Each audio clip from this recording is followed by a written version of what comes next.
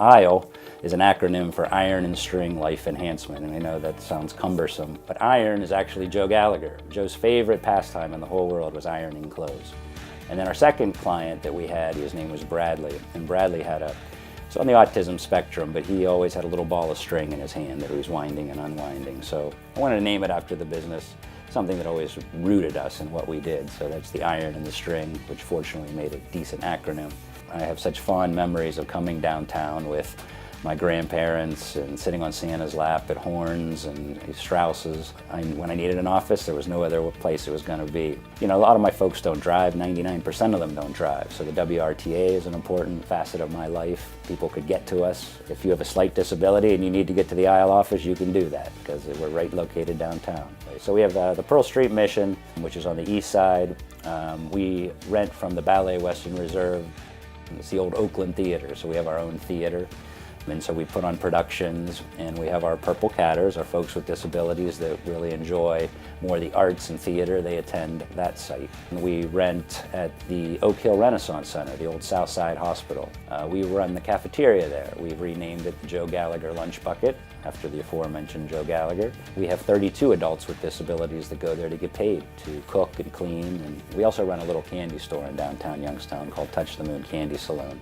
So a lot of the police officers and politicians come in there because we're, you know, a stone's throw from City Hall. So I think my folks are bringing a lot of awareness. You know, they want to be like us. They want that good quality of life. It's always some good problem solving to figure out how we do that and how to get people rides and transportation and extra staff and how do we get people to the radio station. But I enjoy those problems. If I had to restart this program in a Pittsburgh or a Cleveland, I don't know if I would. Now I think the timing was right. Youngstown is the size that it is. It allows me to run these programs and find these kind people and organizations. It just feels comfortable, like it's meant to be.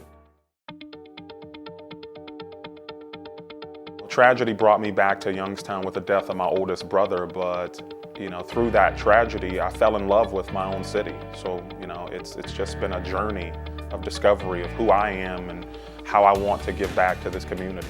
What we needed was an opportunity for entrepreneurs in this community to present themselves to their own city. We needed to have a healthy amount of entrepreneurs offering a unique experience, not just a unique product, but a unique experience as well. And we're drawing people from Columbiana, Salem, Newcastle, Pittsburgh, Cleveland, Akron, Canton. So what that proves is that this is a viable market to operate within. And these people are saying to themselves from Cleveland, you know, I've never been to Youngstown. I could go and tap that market and open myself up to a completely new audience. As the parade was happening last year and the market was happening indoors at Dior, my wife got a quick chance to step outside and walk around, and she came back so excited and she goes, "It feels like a real city." And I knew what she meant, and I just laughed and I knew that that was the moment when it shifted, and that there was an extreme recognition that we can be much more than what we even dreamed we could be. We just have to take that leap of faith and believe in ourselves and change the dial on the narrative we've been telling ourselves. I began to flee so that I could get a hold of people and build relationships, and in doing so, encourage them to follow their dreams. That's my big dream, is to be, you know, an encourager of others. But I believe that we can change this city. And so there are so many others in this community that we have never heard of that are a piece to this puzzle that I have to find so that I can encourage to step out and do what I did.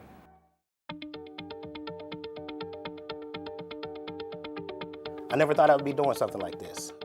I used to cut my hair and I used to cut my brother's hair when I was younger because, you know, we didn't have the money to go to the barber shops. I opened up my first shop back in 2006 up on Market Street called Starting Lineup. From there, I went to Hillman Way, and I was there for another couple years. But the whole time, I always wanted to come downtown Youngstown. I had a passion for coming downtown because I wanted to be part of the regrowth of Youngstown. I see where everything was headed, and I want to be part of the regrowth of Youngstown and do my part. if everybody played their part and doing something, Youngstown could be great. And that's what I want to do, do my part and be an example for, people looking up to me to see what I'm doing, and one day they could feel like they could do the same thing as well. Sometimes I get done with work and I don't even go home. I sit down and look out the window, and it's like sitting on my front porch.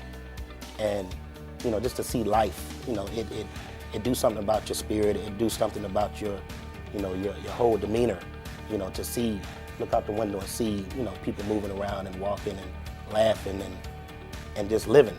To be successful in Youngstown, you have to have drive, no excuses. You just got to have passion for what you do and just do it. There's some of us that's put in place to be trailblazers. A lot of people feel that you have to go to Atlanta or Columbus or different places like that to be successful. You could do it here in your own town and be proud of doing it in your own town.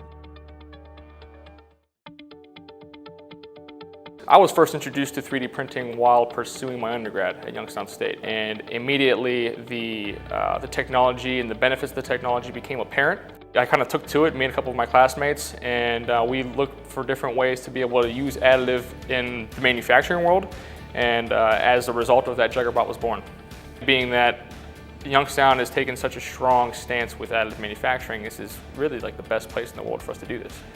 Why would anybody care about where we're from or who we are? And as soon as we mentioned that we're from Youngstown, Ohio, they're like, oh my God, no way, there's a lot of cool stuff going on. And so now you have somebody's here and you could speak to them. I was surprised to see how many people are friendly with each other, how many competitors are friendly with each other, and how willing people were to help out.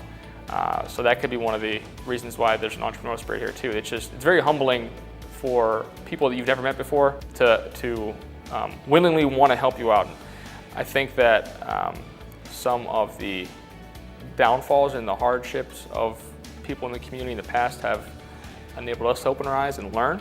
And I think that embracing a new technology and coming together as a community to really validate and confirm our spot as a central hub for 3D printing throughout the world is one of the ways that our community can help grow through the ranks back through the ranks and become a manufacturing powerhouse, if you will. Once again, as they were maybe back in the day when the steel mills were up and running. Is it going to have the same kind of jobs? No, but there's going to be better jobs, and there's going to be a lot more exciting opportunities for people that are able to embrace it and able to move forward with it. Since I was younger, I never had the feeling like I wanted to move away. I've always wanted to be here, and I feel especially fortunate to not only have been able to go to school here and get a great education and be with my family and my friends, but also to be a part of something I can believe in that's a greater movement and is much bigger than myself and is really much bigger than Youngstown, but is still stemmed from Youngstown. I'm going to be able to do this in Youngstown. We are going to be able to do this in Youngstown.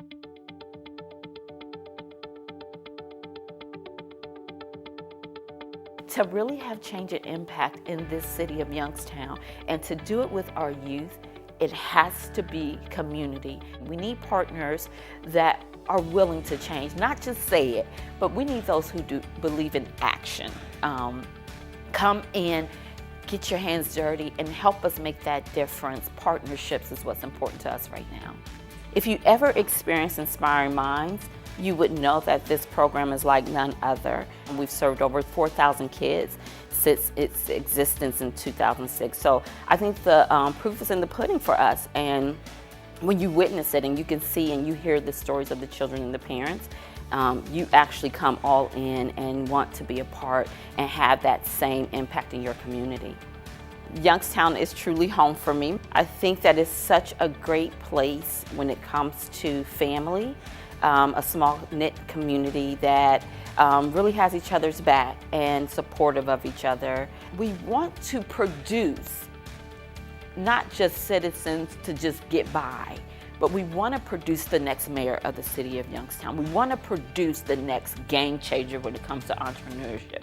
We want to produce that next president of city council, the next principal of a school in the city of Youngstown. I saw myself in a lot of the young girls when I was helping Inspiring Minds.